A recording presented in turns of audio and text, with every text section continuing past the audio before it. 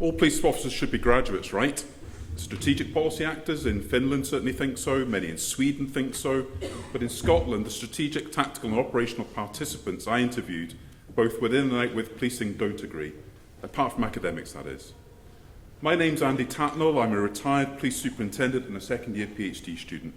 I'm going to share with you some of the emerging findings from my study, which has been comparing the role of higher academic education in Scottish, Swedish and Finnish initial police learning programmes. If you want to be a police officer in Scotland, you don't need any qualifications. You have to pass a relatively simple selection process, complete an 11-week initial training course at the Scottish Police College, followed by 21 months on-the-job learning. The programme isn't accredited, but does attract SCQF credit points. In Sweden, you have to have school qualifications to get into university, complete a largely unpaid 2.5-year policing programme at one of 5 mainstream universities, which includes 6 months field training. However, the courses aren't accredited. You can then apply for a permanent post, but it's not guaranteed.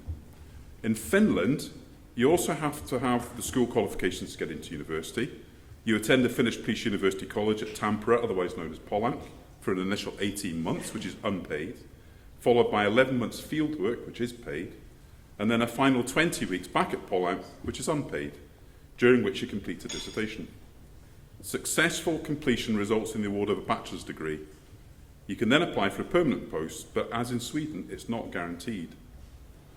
In Sweden and Finland, most participants in my study attached equal value or cultural capital to both the academic theoretical knowledge developed at university, although more to the vocational skills, such as knowledge of the law, driving, shooting, than to the more academic aspects, such as sociology, psychology, etc., and to the craft or cultural knowledge developed during on-the-job learning.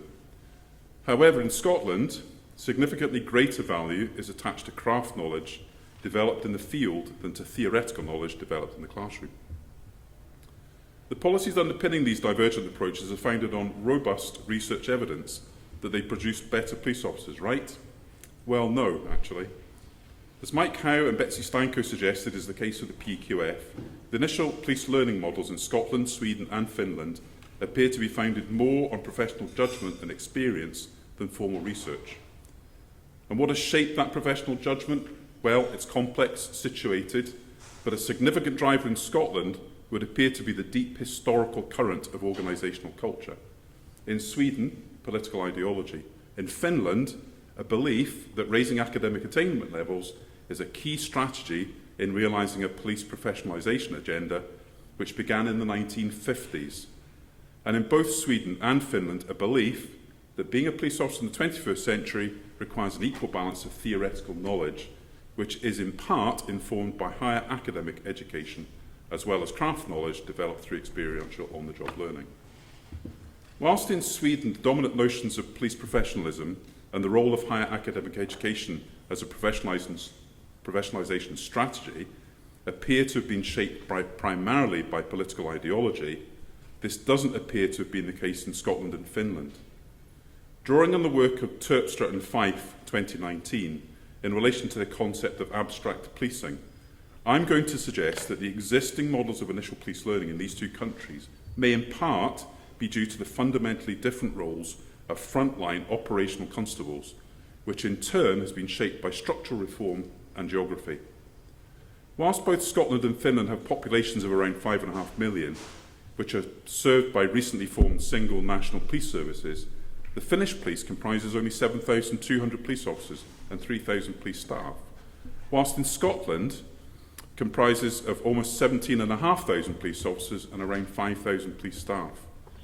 Finland has very few specialist departments and very few promoted posts.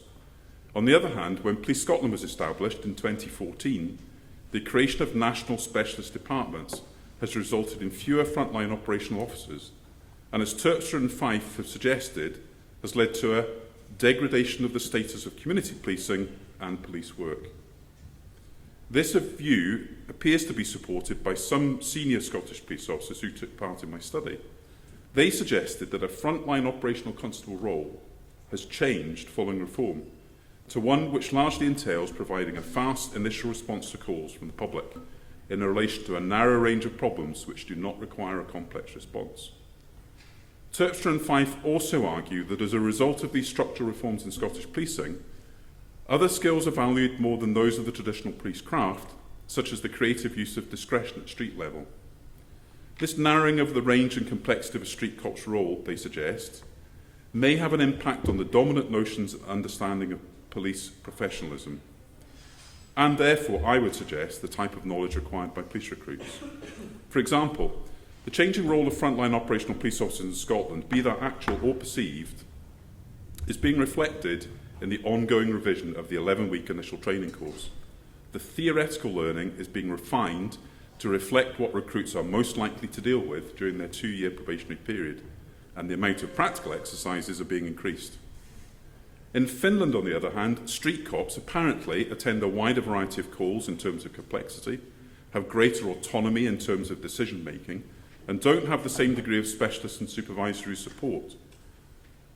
For example, all students are taught how to undertake a full crime scene examination and how to recover forensic evidence, such as fingerprints, DNA, shoe prints, etc. Senior police officers and the policing students were almost all agreed that police recruits therefore require a lengthy period of initial learning, which entails a balanced combination of theoretical academic knowledge at undergraduate level and craft knowledge developed through skills training at Pollamp, together with their 11 months field training. My study suggests, however, that there is some disagreement between management cops and street cops as to the value of the programme being accredited as a bachelor's degree, as there was in Sweden. To conclude, my study is now in its final its analysis stage, so I would ask that what I've said here be treated with the requisite level of caution. Whilst you can be more confident about the descriptive elements, the explanatory aspects require a much greater level of analysis and theoretical explanation. However, as I work my way through the detailed analysis, there are some key themes emerging which build on and reflect the work of others in this area.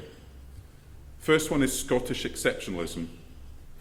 With regards to the role of higher academic education in recruit learning, including graduate entry only, Scotland is taking an increasingly divergent approach.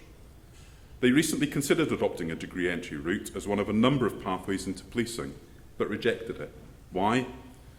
My study suggests that there were a number of reasons, including a concern that it would limit the current diversity of recruits, especially in terms of attracting older recruits, that it might prevent people joining who, whilst not academically gifted, might otherwise be competent and capable police officers in the field, that 40% of the recruits being graduates broadly reflects the position in wider Scottish society.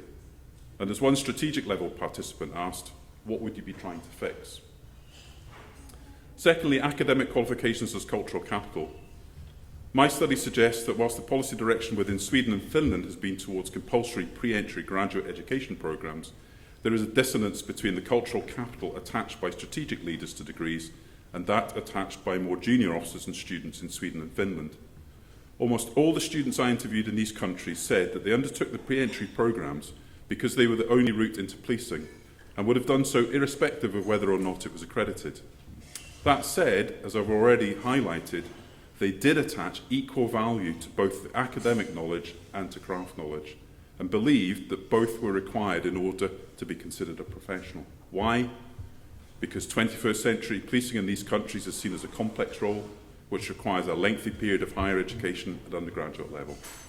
In Scotland, whilst most academic education is valued by wider society, and indeed was valued by participants on an individual and personal basis, it was seen as being of little value in terms of professional competence. My research suggests that there is no appetite for a degree entry route in Scottish policing at the moment. Making sense of policing as a profession. Every single one of my police officer participants believed that policing is a profession because it's a vocation which requires high standards of competence and behaviour. Academics, on the other hand, felt that it isn't. Leaving aside the debate as to how a profession is defined, from my positionality as a retired senior police officer and fledgling academic researcher, I'm increasingly of the opinion that knowledge derived from higher academic learning should form a cornerstone of any police professionalisation agenda and should start with initial police learning programmes. Like the Swedes and the Finns, I also believe that this should of course be balanced with the development of craft knowledge through experiential learning. Having been an insider within Scottish policing, including at one point head of probation training at Scottish Police College, I do understand why there is currently no appetite in Scotland for the approach that you're taking here in England and Wales, and which has also been taken across many other northwestern European countries. There is a deep-running culture current within the culture of Scottish policing, which, as I said, attaches significant cultural value to craft knowledge, the use of discretion, diversity of the workforce, and progression through demonstrable practical competence. However, whilst Police Scotland are comfortable with their increasingly divergent approach, I believe that there should be a greater role for higher academic education within the initial learning programme, and that they and Scottish higher education should work together to slowly and gradually increase the role of higher academic education within the initial learning programme, without becoming involved, at least not anytime soon, in the discourse around policing becoming graduate entry only. That debate has taken place recently in Scotland, and as I said, was rejected.